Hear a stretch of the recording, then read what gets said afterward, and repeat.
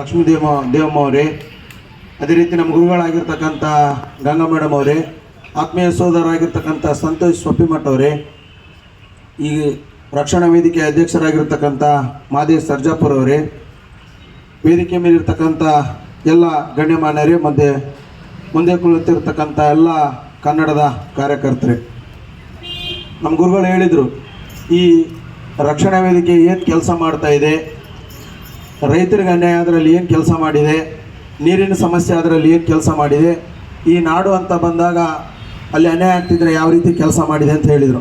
ಅದೇ ರೀತಿ ಆತ್ಮೀಯ ಸೋದರ ಶರಣಬಸವ ಅವರು ಮಾತಾಡಿದರು, ಕಳೆದ ಬಾರಿ 8 ಕನ್ನಡ ಶಾಲೆಗಳಿಗೆ ನಾವು ಬಣ್ಣವನ್ನು ಹಚ್ಚಿದ್ವಿ ಅಂತ. ಇದು ಒಂದು ದೊಡ್ಡ ಕಾರ್ಯ ಅಂತ ನಾವು ಹೇಳ್ಬೋದು. ಯಾಕಂದರೆ ಇವತ್ತಿನ ಕಾಲದಲ್ಲಿ ಎಲ್ಲನೂ ನಮ್ಮ ಸ್ವಾರ್ಥಕ್ಕೋಸ್ಕರ ನಾವು ಈ ದೇಶನ ರಾಜ್ಯವನ್ನು ಬಳಸ್ಕೊಳ್ತಾ ಇದ್ದೀವಿ.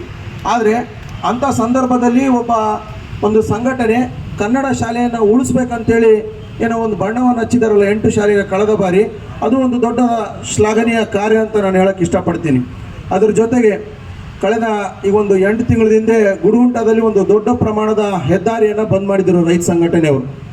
ಆ ಸಂದರ್ಭದಲ್ಲಿ ಎಲ್ಲ ಕನ್ನಡ ಪರ ಸಂಘಟನೆಗಳು, ದಲಿತ ಪರ ಸಂಘಟನೆಗಳು ಮತ್ತು ರೈತ ಸಂಘ ಗೂಡಿ ನೀರಿಗೋಸ್ಕರ ಅಹೋರಾತ್ರಿ ಧರಣಿಯನ್ನು ಮಾಡಿದರು. ಅಲ್ಲೆಲ್ಲ ಕನ್ನಡದ ಕಾರ್ಯಕರ್ತರು ಕೂಡ ಭಾಗಿಯಾಗಿದ್ದರು. ಇದು ಏನಾಗಿದೆ ನಮ್ಮ ರಾಜ್ಯ ಅಂದರೆ, ಇಲ್ಲಿ ಪ್ರತಿಯೊಂದನ್ನು ಪಡೆಯಬೇಕಾದ್ರೆ ನಾವು ಹೋರಾಟ ಮಾಡಲೇಬೇಕು.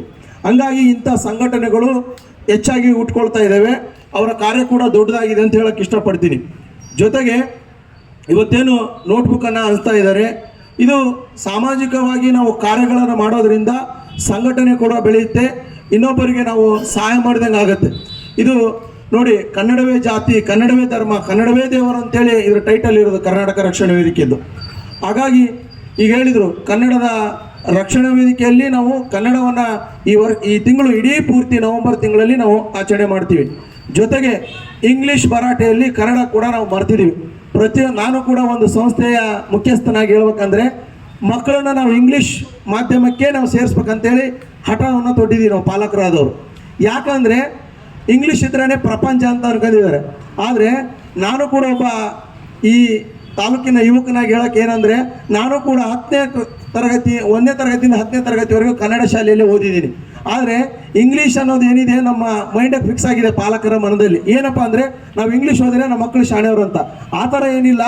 ಕನ್ನಡದಲ್ಲಿ ಓದಿರ್ತಕ್ಕಂಥ IAS ಆಫೀಸರ್ ಆಗಿದ್ದಾರೆ ಗೋವಿಂದ ರೆಡ್ಡಿ ಅಂತೇಳಿ, ಇವಾಗ ಬೀದರ್ಗೆ DC ಇದ್ದಾರೆ. ಅವರು ಕೂಡ ಕನ್ನಡದ 1ರಿಂದ 10ನೇ ತರಗತಿಯನ್ನು ಕನ್ನಡಲ್ಲೇ ಓದಿ ಇವತ್ತು DC ಆಗಿ ಅವರು ಕಾರ್ಯನಿರ್ವಹಿಸ್ತಾ ಇದ್ದಾರೆ.